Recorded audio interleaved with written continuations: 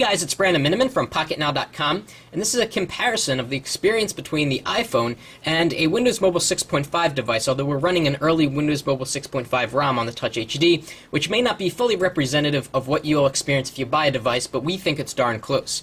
So we're going to cover 4 things in this video: the unlock screen, the home screen, how the icons are arranged, and what scrolling looks like. And again, these are all kind of aesthetic things, and we'll drill into programs and compare the two later. Now, PocketNow.com is, of course, a Windows mobile site, but we're going to be as objective as possible in talking about these two devices and tell you how it is rather than how it should be, and that sort of thing. So let's start with the unlock screen. So I'm going to turn on both devices, and I'm going to start with the iPhone.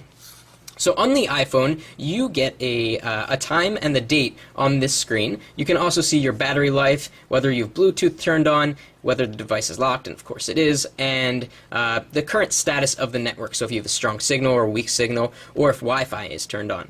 Now, to unlock the device, you obviously slide to the right, and you are taken to the main screen. What about in Windows Mobile 6.5? Well, a little bit of a different story here. We get more information on Windows Mobile 6.5. We get to see our next appointment right on the screen without having to unlock the device. And we also get the information from our network and the time, and well, the time's down there too, and signal strength and that sort of thing. But Windows Mobile 6.5 goes a little bit beyond that. We can slide to unlock to get to the main screen, or we can actually tap on the unlock button and see notifications that we have and go directly into the notifications application if there's something to act upon. So here I have a missed call. If I slide to the right, I will be taken to the call history application. If I have a missed email or a missed SMS, it will also jump into that application. So I think for the home screen, Windows Mobile wins, because it allows you to see more on the screen and action more rather than having to just have one choice, which is slide to unlock.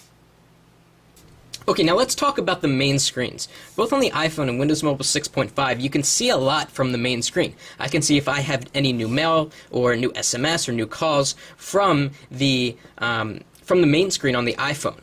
But Windows Mobile 6.5 goes a little bit beyond that. So not only can we see if we have new emails, I have one, or a missed call, one over there, we can slide up to the top and actually flick through the pictures on our device. And I only have one picture right now. We can go down to music and play music right from our Today screen without having to actually drill into a program.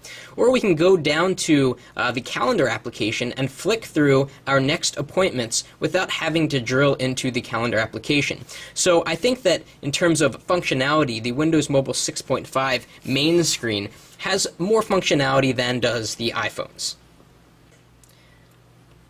So let's talk about icons now. If you want to get to the programs in Windows Mobile 6.5, you have to click the Start button. And that's an extra step because on the iPhone, when you get into your main screen, you're already right there where all your icons are.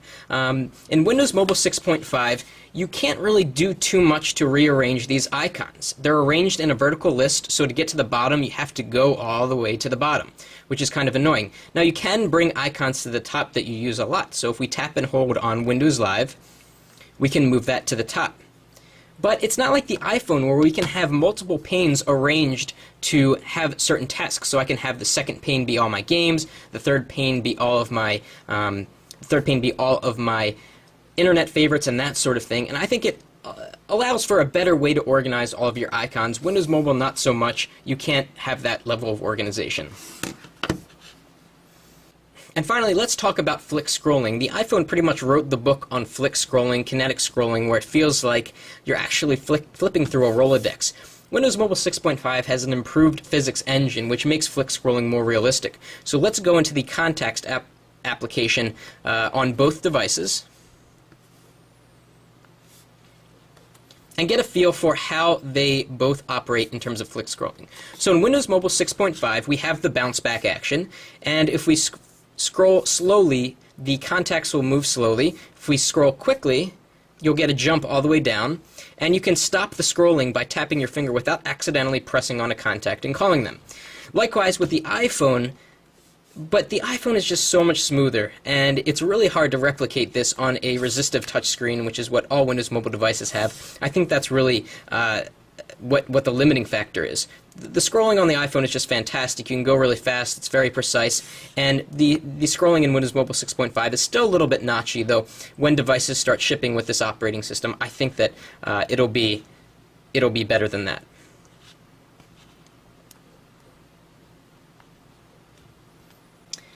So guys, that was a tour of Windows Mobile 6.5 compared to the iPhone experience, and I think it's pretty much a tie at this point. The unlock screen and the main screen on Windows Mobile 6.5 really allows you to see more and get more done, I feel like. That said, the scrolling on the iPhone is still far superior to that of Windows Mobile 6.5, and the way that the icons are arranged makes it really easy to kind of organize all of your programs and applications so that you're not sitting there and scrolling all the way to the bottom of the list just to find that program that's all the way at the bottom hiding down there. So in future videos, we'll take a look at the experience in certain applications on the iPhone compared to that of Windows Mobile 6.5. That's it for now, and for more on Windows Mobile 6.5 and Windows Mobile in general, follow us on Twitter at twitter.com/PocketNowTweets. That's it for now.